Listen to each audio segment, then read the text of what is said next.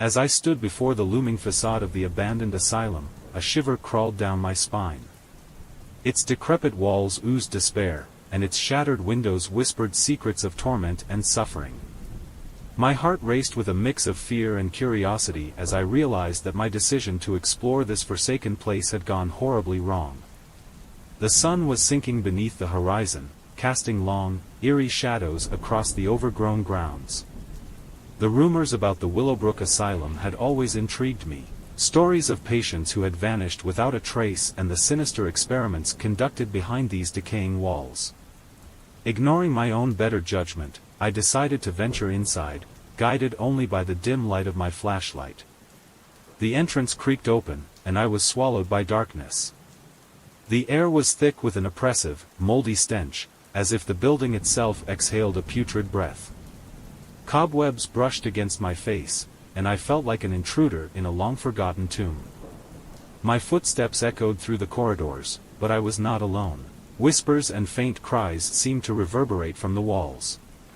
A broken sign hung from rusted chains, the words, "Welcome to Willowbrook Asylum," etched into the rusted metal. It was a mocking welcome, a sinister invitation to the abyss. My pulse quickened, and I couldn't help but wonder if I had made a grave mistake. But curiosity was a relentless master, and I pressed on. In one room, I found a decaying diary left behind by a former staff member, its pages filled with cryptic entries about inhumane experiments and strange occurrences. The author, Dr. Hawthorne, spoke of an entity known as the Whispering Man that haunted the asylum, driving patients and staff to madness. I dismissed it as the ramblings of a deluded mind, but a cold breeze whispered past me, carrying faint, echoing whispers that sent shivers down my spine. Continuing deeper into the asylum, I stumbled upon a room with a large, rusted gurney. Straps dangled from the sides, and bloodstains stained the stained mattress. In the corner of the room, a tattered straitjacket hung from a hook, swaying gently as if someone had just vacated it. My heart pounded, and I fled the room, my flashlight casting eerie shapes on the cracked walls. The asylum was a maze of misery, and I was lost within its bowels. Time seemed to warp, as if minutes stretched into hours. I entered a hallway filled with cells, their iron-barred doors half open. I peered inside one, and a pair of eyes met mine.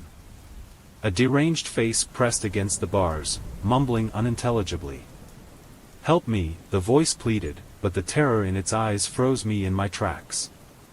The cell was empty, and I stumbled back, convinced that I had seen a ghost. As I delved deeper, the asylum became a labyrinth of dread. My flashlight flickered, and my heart raced. I was surrounded by a cacophony of whispers, the haunting wails of tormented souls. Shadows danced on the walls, taking on grotesque, contorted forms that seemed to watch my every move. Finally, I entered a vast, rotting auditorium. It was adorned with crumbling tapestries and a grand stage, the remnants of a time when the asylum hosted bizarre, macabre performances for its patients. But it was what lay on the stage that paralyzed me with fear. There, standing in the pale glow of my flickering flashlight, was the Whispering Man. He was a towering figure in ragged clothing, his face obscured by a tattered hood. His presence exuded malevolence, and the air around him seemed to quiver with dark energy. I tried to flee, but my legs refused to move. He extended a long, bony finger, pointing at me. His voice was a cacophony of whispered horrors, a symphony of madness that wormed its way into my mind. "You should not have come here," he hissed, and the walls of the auditorium seemed to close in on me. Panic coursed through my veins, and I screamed, tearing myself away from his terrible gaze. I sprinted through the winding halls, pursued by the haunting whispers of the asylum's tormented spirits. The walls themselves seemed to reach out to me, shifting and changing. Time and space warped, and I stumbled upon the same gurney room, the same cells, over and over. I was trapped in a nightmarish loop, and the Whispering Man's cruel laughter echoed in my ears. At last, I found myself back at the entrance, the heavy doors beckoning me to escape. With all the strength left in me, I pushed them open and stumbled out into the fading twilight.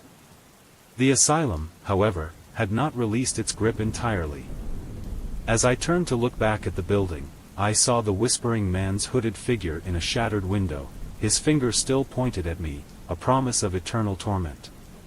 With a final, bone-chilling whisper, he whispered, "You can never leave."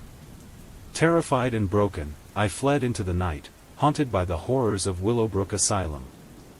I knew I had unleashed something malevolent that would forever haunt my dreams, and I could never forget the day I ventured into that forsaken place, where the abandoned building had gone horribly wrong.